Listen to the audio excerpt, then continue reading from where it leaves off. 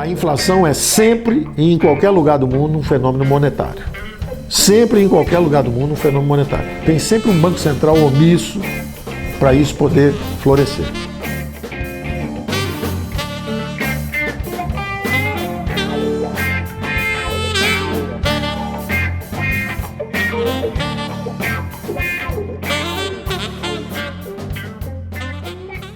A função clássica dos bancos centrais seria exatamente garantir a estabilidade da moeda, a manutenção do poder de compra da moeda, porque isso é crítico.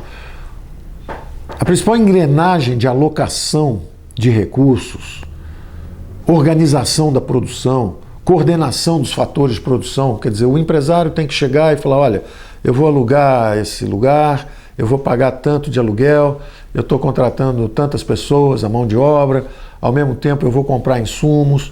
Então todo esse sistema de coordenação depende do sistema de preços. Quanto é que estão os salários? Qual é o salário do engenheiro? Quanto custa o aluguel dessa empresa, desse imóvel aqui para eu instalar minha empresa? Então tem toda uma coordenação de fatores de produção que a economia de mercado faz. 7 bilhões de pessoas acordam todo dia e elas vão consumir, tenha esse pensamento, elas vão consumir o dia inteiro. Você acorda de manhã, você já vai ao banheiro, já usa o papel higiênico, você toma banho, já usa o sabonete, você se veste, bota as roupas, você sai, você pega um carro. Tudo isso é consumo de energia, consumo de materiais. Aí na hora de almoçar você come, depois janta de novo, faz lanche, come de novo. 7 bilhões de seres humanos acordam todo dia e vão destruir recursos ao longo do dia. Quem organiza isso? Quem organiza? Quem preparou o seu sapato, seu café da manhã, sua roupa que você está vestindo, o relógio que você usa, o óculos? Quem preparou isso? É um mecanismo extraordinário de cooperação humana. Extraordinário de cooperação humana. Então a espécie está aqui hoje, a população humana ficou constante ao longo de 1000 anos, na Idade Média, constante em termos, oscilava em torno de 200 milhões. Quando tinha 220 milhões era gente demais, pouca terra, tinha pouco alimento, tinha logo uma guerra. Ou tinha uma peste negra, ou tinha uma guerra dos 30 anos, guerras dos 7 anos, guerra religiosa. Aí a população caía para 180 milhões. Aí com 180 milhões tinha comida para todo mundo, tá tudo calmo outra vez, cada família tinha 7, 8, 9, 10 filhos, começava todo mundo a proliferar de novo, aí a população voltava para 200 milhões. Quando chegava a 220, outra guerra, caiu outra vez. Então nós oscilamos ao longo de 1000 anos dessa forma. Quando chegou a Idade Moderna, o nosso conhecimento, a Revolução Industrial, a percepção de economia de mercado permitia o uso da divisão de trabalho. Você não precisava fazer tudo para você. Se concentra numa coisa e compra o resto. Então hoje o sujeito é pianista, o outro é jogador de futebol. Então você pode seguir suas inclinações, suas preferências e você vai trocar isso no mercado. Isso é um algoritmo de cooperação. Não é uma invenção de uma pessoa, como eu disse. Os fenícios usavam, os babilônios, os sumérios. Nas feiras medievais, tinha feiras medievais. Compra, vende o tempo inteiro. Cortés escreveu uma carta para o imperador, para o rei da Espanha, dizendo que se impressionou com Tenochtitlan, que era a cidade do México hoje, era a capital dos astecas, dizendo as edificações são maiores que as de Granada, os prédios são mais elevados que os de Granada, há feiras, há mercados, há riqueza, há comércio. Ou seja, os astecas usavam a economia de mercado, mas eles tinham também os impostos, e eles tinham governo também, e eles tinham guerras também, e eles tinham os sacrifícios, que eram cobranças em espécie. Tinha uma tribo próxima que eles submetiam e eles exigiam a remessa de jovens para eles sacrificarem anualmente. Aquilo era um imposto em espécie. Eu cobro em vidas. Você vai pagar aí, 18 jovens em vida. Cada comunidade, 10 comunidades, são 180 jovens para nós arrancarmos o coração. Então, você vê que os impostos existem há muitos séculos, mas também existem os mercados há muitos séculos. Os governos e os mercados. Falávamos então do Banco Central, que precisamos ter uma certa coordenação de recursos. Ela é invisível. Como é que você coordena isso? Com sinais de preço. Subiu o preço do pão, tem uma maior produção de pão para atender essa demanda. Subiu o preço do petróleo. Vamos perfurar agora em águas profundas, vamos perfurar mais fundo no mar. Desceu o preço do petróleo, e aquele poço que a gente fundou lá no meio, perfurou lá no meio do mar, já não é tão rentável quanto era. Então esse sistema de preço manda sinais o tempo inteiro. Os salários para engenheiros lá em São Paulo estão bem altos. Está precisando de engenheiro em São Paulo. Aí o sujeito sai de Fortaleza e vai para São Paulo. O outro engenheiro sai de Manaus e vai para São Paulo. Está precisando de médicos lá no Centro-Oeste. O médico no Rio está ganhando R$2.000, o médico lá em Tocantins está ganhando R$8.000. Lá vai o médico lá. Então a estabilidade do sistema de preço, o funcionamento de um sistema de preço, ele exige estabilidade de moeda. Porque se todos os preços estão subindo ao mesmo tempo, qual o sinal que você tem? Se tem inflação e começaram a subir todos os preços, isso é uma confusão extraordinária. O engenheiro não sabe, olha, então o salário subiu para 8 mil, vou para São Paulo. Quando ele chega em São Paulo, não, o salário agora é 15 mil, mas o que houve? Não subiu, não era um salário mais alto, é porque tem inflação, também subiu o preço do pão, o preço do aluguel, subiu tudo. Os sinais são falsos.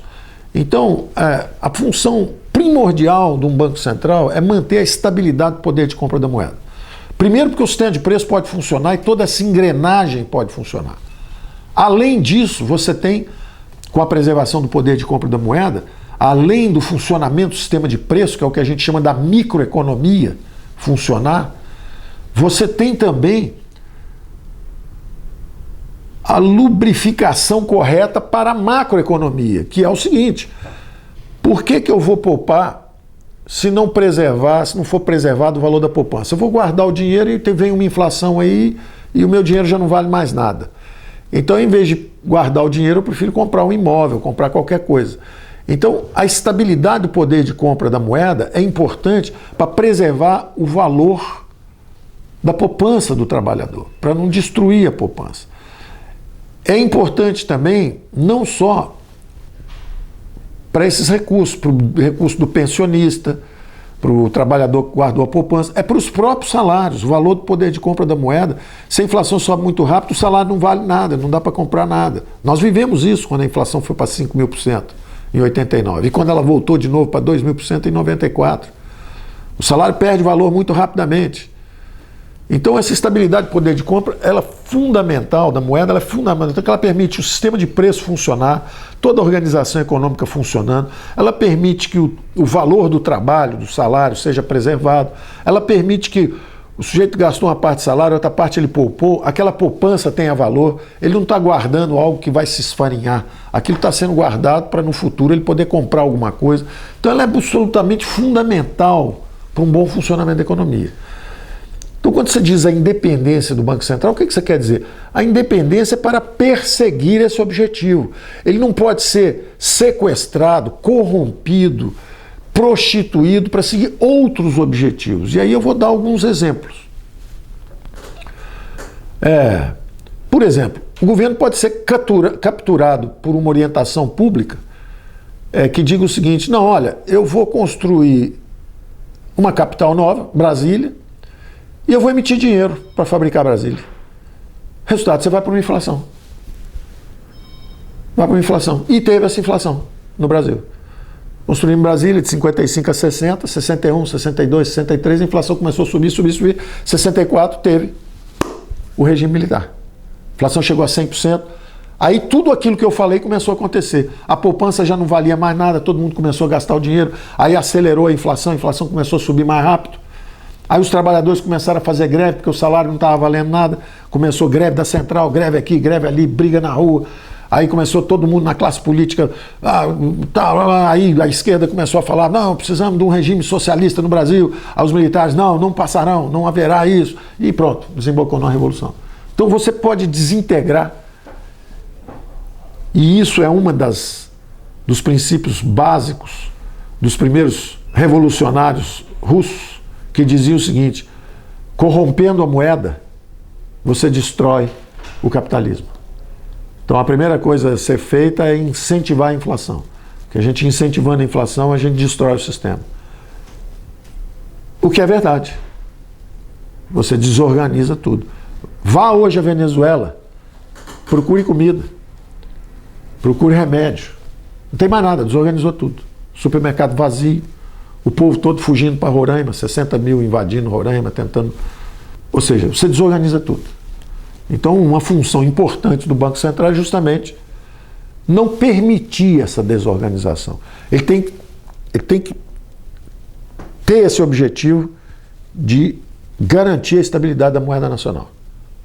Não deixar haver uma perturbação da ordem econômica dessa forma. Então, eu dei o exemplo de uma construção de Brasília. Eu dou o exemplo de governos populistas que criam assistências, etc., começam a emitir, a inflação vai embora, assistencialistas, começam a distribuir. Isso é a história de governos peronistas na Argentina, governos bolivarianos hoje ainda na América Latina, surtos populistas nossos também, para acabar com a inflação de 64, logo que teve o surto de inflação, quando o regime militar começou, eles criaram logo o Banco Central Independente. E foi uma peça-chave para a inflação descer rapidamente e estabilizar. No início do governo militar. No final do governo militar já estava ao contrário. O Banco Central já estava sendo estuprado, porque havia uma pressão, o regime não estava performando bem, teve o choque do petróleo, a inflação começou a subir, a economia indo mal, o FMI fazendo várias visitas ao Brasil, o Brasil já com desequilíbrio inflacionário, fiscal, tudo piorando. E além disso, nós criamos uma política de se tiver comida barata para o povo, está tudo salvo. Então, conta aberta no orçamento monetário para a agricultura. Vamos dar bastante crédito agrícola, plantar bastante, que aí vai ter comida, e aí o preço da comida cai e acabou a inflação. Um diagnóstico equivocado. E estupramos o Banco Central. Conta aberta no orçamento monetário quer dizer o seguinte: eu vou dar todo o crédito que eu quiser e essa conta está em aberto. Basta ir lá no Banco Central, vai no Banco do Brasil primeiro, e o Banco do Brasil então pede ao Banco Central, o Banco Central emite essa moeda, e essa moeda então entra em circulação e nós vamos plantar bastante, e aí o preço do alimento vai cair ali. Isso é uma confusão de micro e macroeconomia. Realmente, se você plantar mais, o preço relativo da comida cai. Se você plantar mais e der mais crédito para a agricultura, a banana, o preço da banana, o preço do trigo, o preço da soja, a safra disso vai ser maior e o preço vai ser menor disso em relação aos demais preços. Então, se a soja custava 100 e se uma água mineral custava 100, o preço da soja vai cair um pouco, vai custar 50, e a água mineral vai custar 100. O preço relativo caiu. Mas se tiver inflação, vai subir tudo. Então, na verdade, o preço da soja, que era 100, ia cair para 50 se os preços ficassem constantes, se o Banco Central estivesse fazendo o seu dever de casa. O que vai acontecer é o seguinte: se o Banco Central estiver dormindo, não estiver fazendo o seu dever de casa, vai acontecer o seguinte: não, realmente, o preço da soja vai acabar metade da água mineral, mas vai ser o seguinte, um vai ser 500 e o outro 250. Vai subir tudo e vai ser aquela desorganização, ninguém vai entender o que está acontecendo. Estou dando exemplos porque as medidas são completamente diferentes, né? Eu estou brincando aqui, uma água mineral, uma unidade pequenininha, soja você compra por tonelada, mas é só para simbolizar e usando 100 como referência. Mas o que aconteceu então é que a inflação disparou. Então o governo, interessantemente, o regime militar que começou fazendo a coisa certa, que era ter um Banco Central independente em assuntos monetários, ele terminou estuprando o Banco Central independente. E com o Brasil indo embora, a inflação indo embora para 100%, 150%, 200%. Então é um segundo exemplo. O primeiro exemplo foi a construção de Brasília. O segundo foi o crédito. O primeiro exemplo que eu dei é que a gente chama de uma inflação fiscal. Foi um desequilíbrio para construir uma cidade e eles emitiram. A segunda é uma inflação de crédito, que a gente chama, foi um excesso de crédito. Qualquer que seja o pretexto, o Milton Friedman, que é um especialista, talvez o maior especialista em inflações que já existiu como economista, dizia sempre: cherchez la monnaie, procure a moeda. A inflação é sempre e em qualquer lugar do mundo um fenômeno monetário. Sempre e em qualquer lugar do mundo um fenômeno monetário. Pode ter a causa que quiser.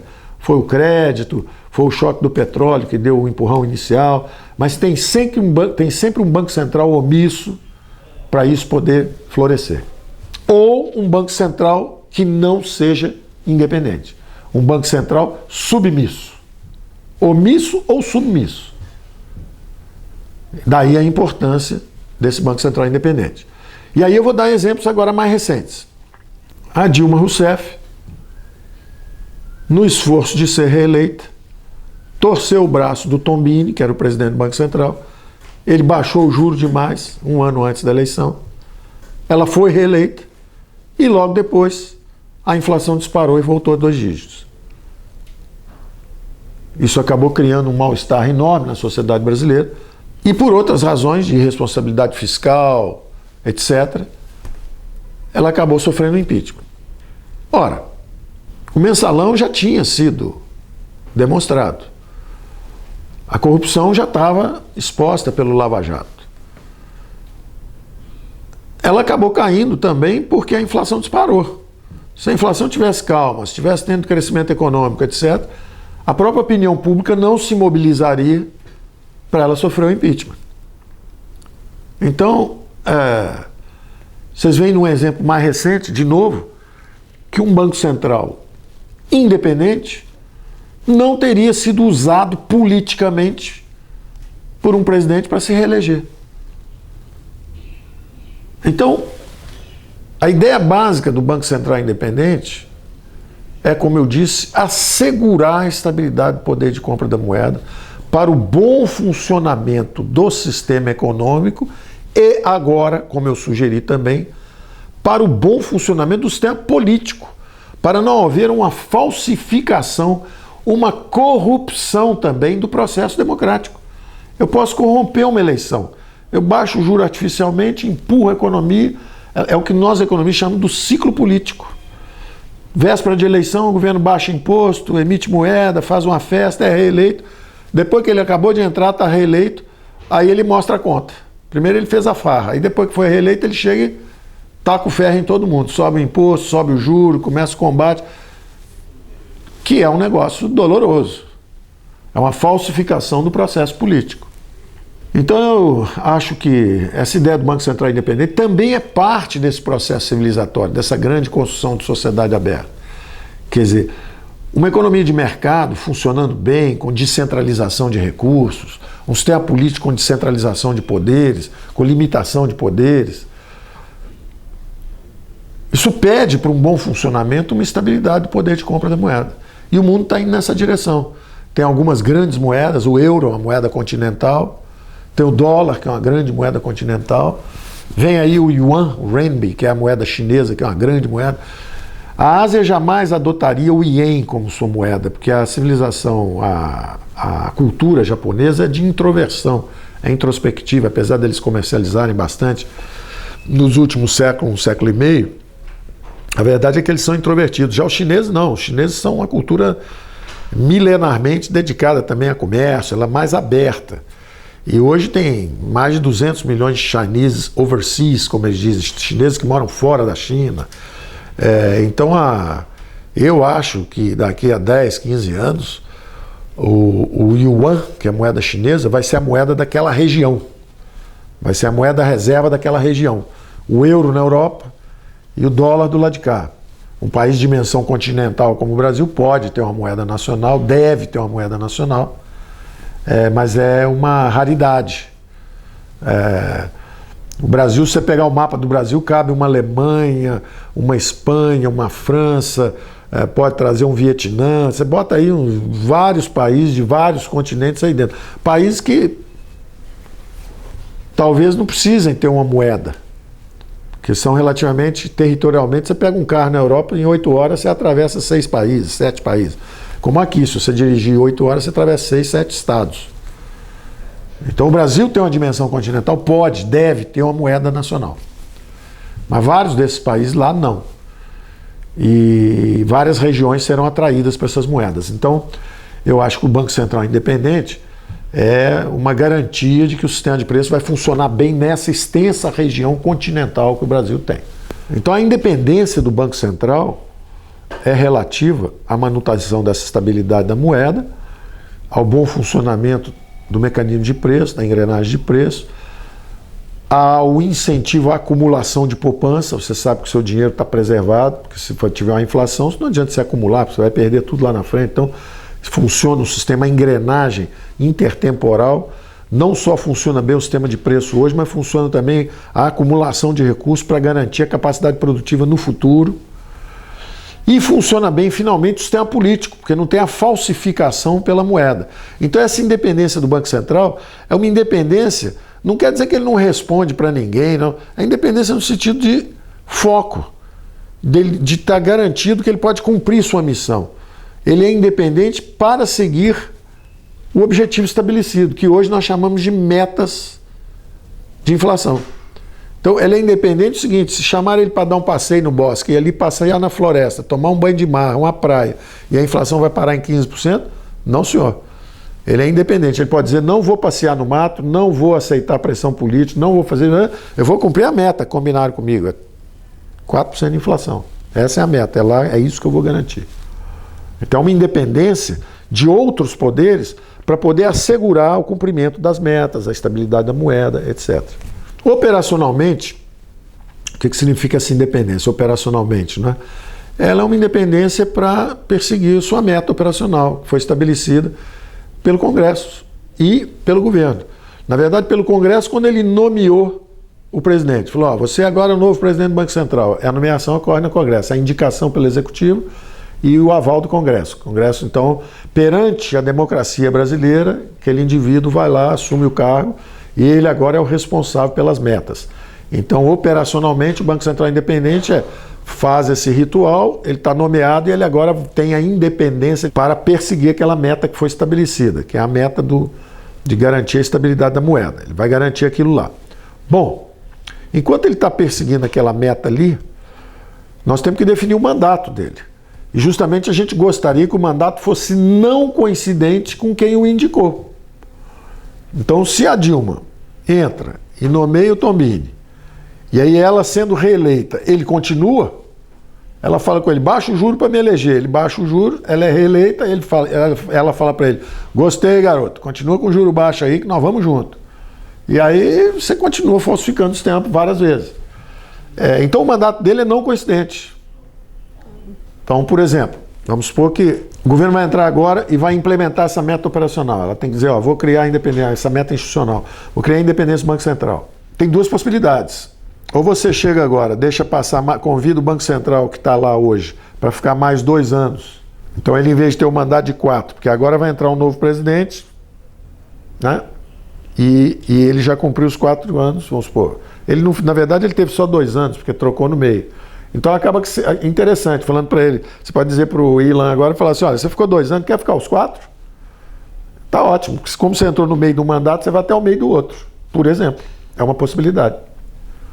Ou então, se ele fala assim: não estou com vontade de ficar, não, eu quero ir embora para cá, tudo bem. Aí você já convida o outro falando assim: você vai ficar 6.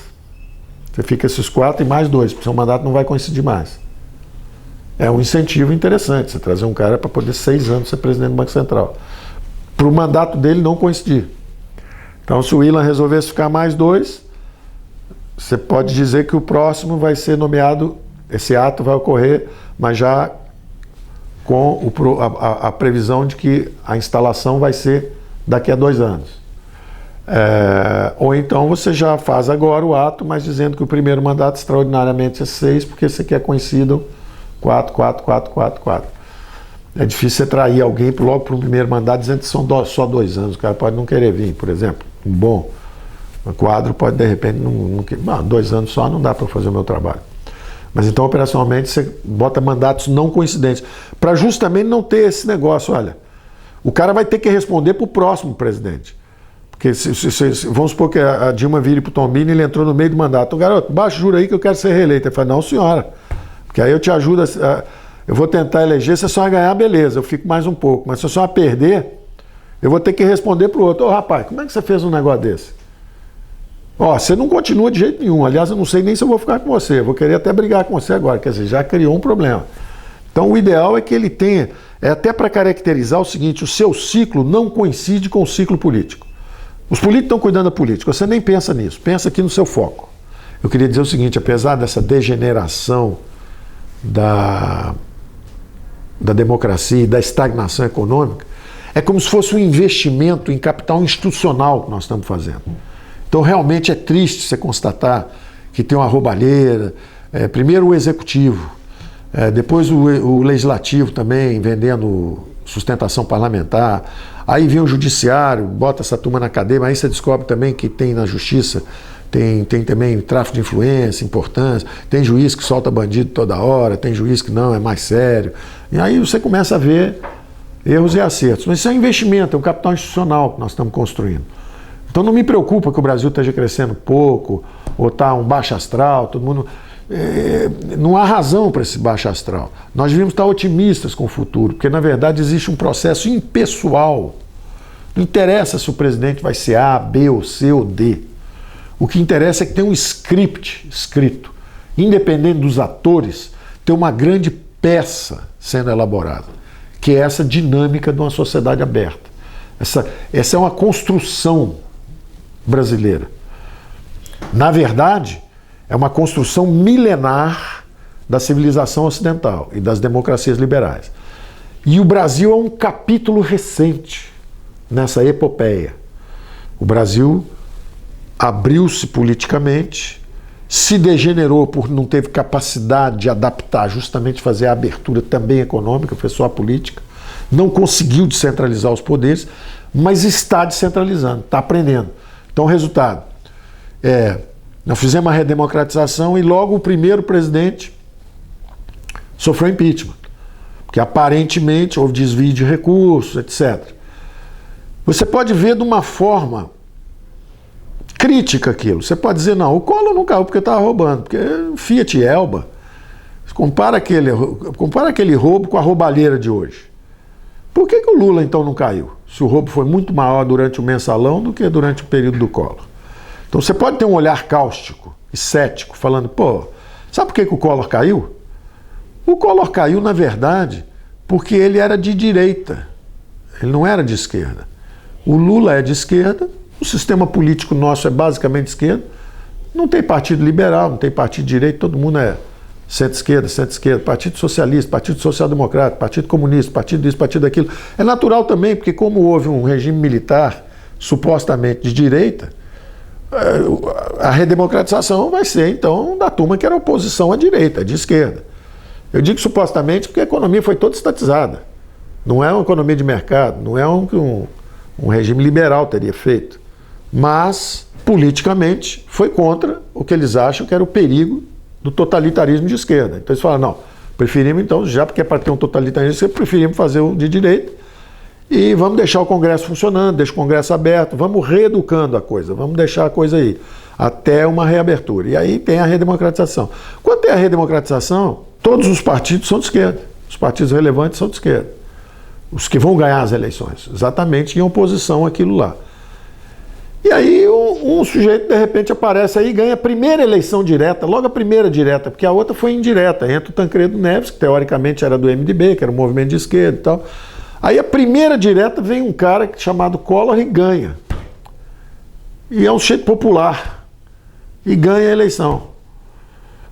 E é apanhado, supostamente, porque ele foi julgado e o Supremo disse que ele não é, ele é inocente, que ele não houve acusação. Mas, de qualquer forma, ele sofre impeachment com alegação de roubo. E alguém pode olhar para aquilo e dizer assim, ceticamente, dizer assim, não, ele caiu porque ele era de direita e não de esquerda. E ele caiu porque ele... Não é porque ele estava roubando, porque ele estava roubando pouco em relação ao que foi a roubalheira depois. É porque ele não estava deixando a esquerda roubar. Ele caiu pelas razões erradas. Ele caiu porque não deixou. Ele caiu pelas razões erradas. Ele caiu porque não estava deixando os outros roubarem. Então o sujeito não é de esquerda feito a gente. E não quer deixar a gente roubar. Peraí, vamos tirar esse cara, impeachment. Essa é uma forma cética, cínica e negativa de ver o episódio. Eu preferi uma outra visão. Eu falei, tudo bem. Da mesma forma que o Adam Smith não quer saber se quem leva o leite na sua casa de manhã está pensando no seu interesse, porque a economia se move pelos incentivos corretos, o sujeito levou o leite na sua casa porque ele está pensando na filha dele, que precisa fazer um curso de cinema. Aí ele leva a coisa na sua casa, pega o dinheiro e vai. Ele está pensando na filha dele, não está pensando no seu bem-estar. Essa é a beleza da economia. É um sistema cooperativo que independe de avaliações ou julgamentos de interesse, etc. Ele te dá estímulos.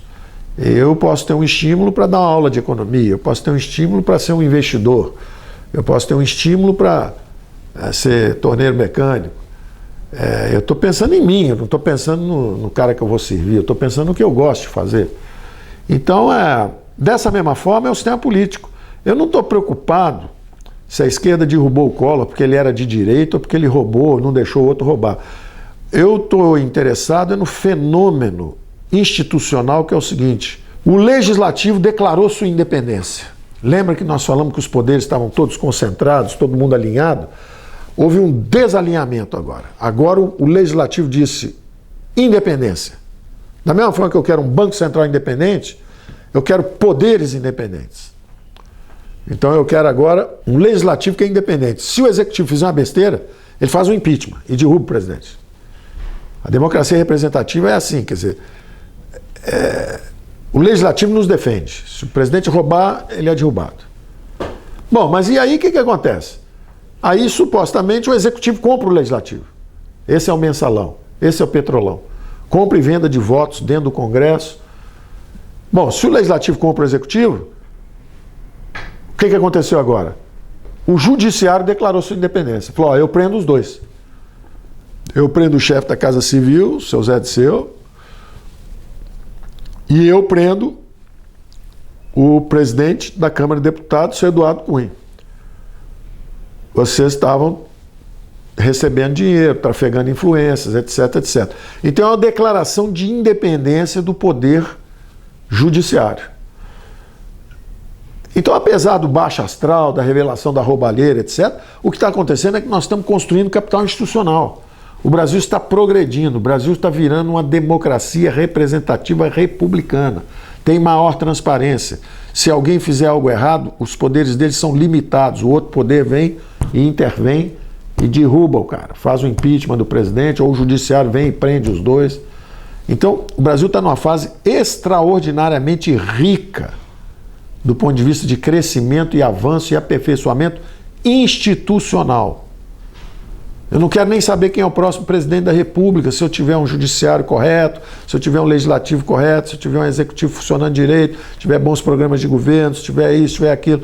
Quer dizer, você não está muito preocupado se o próximo presidente da República na Alemanha, ou na França, ou nos Estados Unidos é A, B ou C. Claro que tem a política, tem um cara que é melhor que o outro, tem um que está com valores melhores que o outro, que está com equipes melhores, tudo isso tem.